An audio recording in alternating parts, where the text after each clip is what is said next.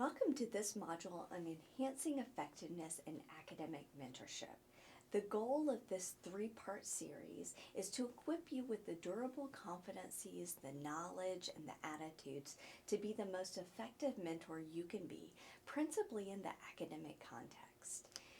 The objectives for this session are twofold: to define mentoring in this context and also identify some benefits and obstacles that can help us understand our own practice and do it better. The learning strategies will include a think, pair, share activity along with a quiz. The overarching roadmap for this module includes part 1, followed by part 2, which considers mentoring frameworks and functions, and then lastly allows you the opportunity to apply this knowledge and assess your own mentoring practices. As I mentioned, we'll begin with a quiz, and this is to establish some baseline for mentoring competency in the group. Which of these are acceptable mentoring practices? Asking your mentees to pick up or do your laundry, cursing or hitting your mentees, ignoring your mentees, all of the above, none of the above. I hope your answer was none of the above. These are ineffective mentoring practices, unfortunately ones that we still see in use today. You yourself may have experienced some of these in your past, and our goal here for this module is to equip you with the right approaches to really engaging in effective mentoring relationships. So if we take this quiz again and we ask the same question, establishing clear expectations, supporting your mentees' career development, actively listening, introducing mentees to your networks, all of the above. These all have been identified as best practices in the literature. The ways that we carry these out may look differently in different relationships, but regardless, having the sense and the toolkit to really be able to conduct your mentoring relationships most effectively will make you effective as well as a faculty member. So again, this requires an understanding of mentorship writ large. Now, mentorship is a field that lacks consensus. Therefore, definitions themselves are not universally agreed upon.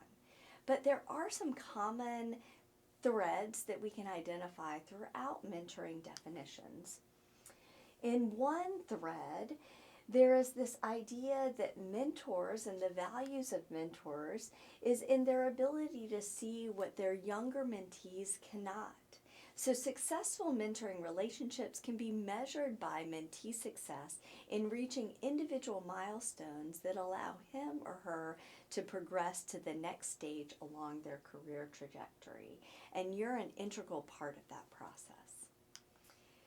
Mentoring also is this idea and understanding that success is defined as having the skills and knowledge to effectively support mentee development by you as a mentor facilitating the attainment of transferable skills, knowledge, and confidence necessary to meet individual goals.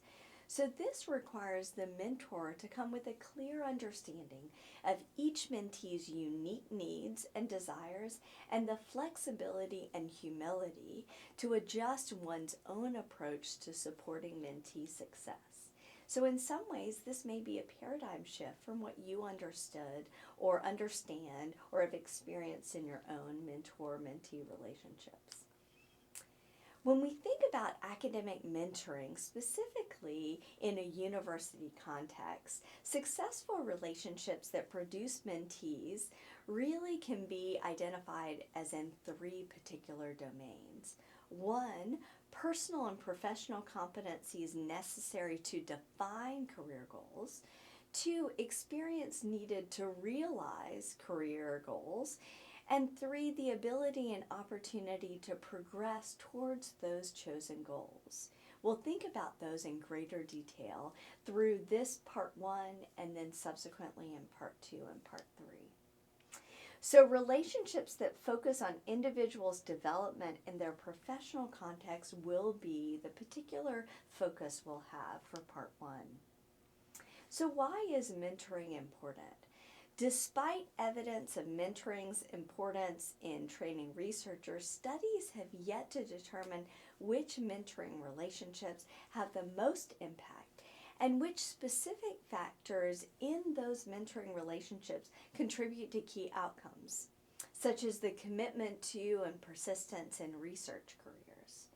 But studies have shown that strong mentorship has been linked to enhanced mentee productivity, self-efficacy, so this belief in one's ability to succeed, and also in career satisfaction.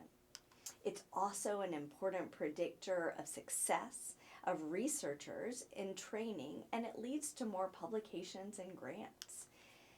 It's an important predictor and strengthens decision making around academic persistence. Mentored students are more likely to make decisions that lead to persistence in academic programs and ultimately degree attainment. And for underrepresented students in the health sciences, mentoring can be hugely instrumental in their progress.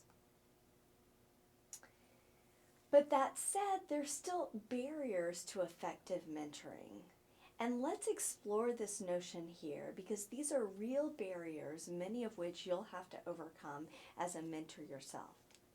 So we know from the literature that common challenges to strong, positive mentorship in academia include lack of experience and confidence. We haven't necessarily been taught how to mentor. Lack of time. We're oftentimes engaged in multiple activities, competing priorities, and finding time to effectively mentor can sometimes be a challenge.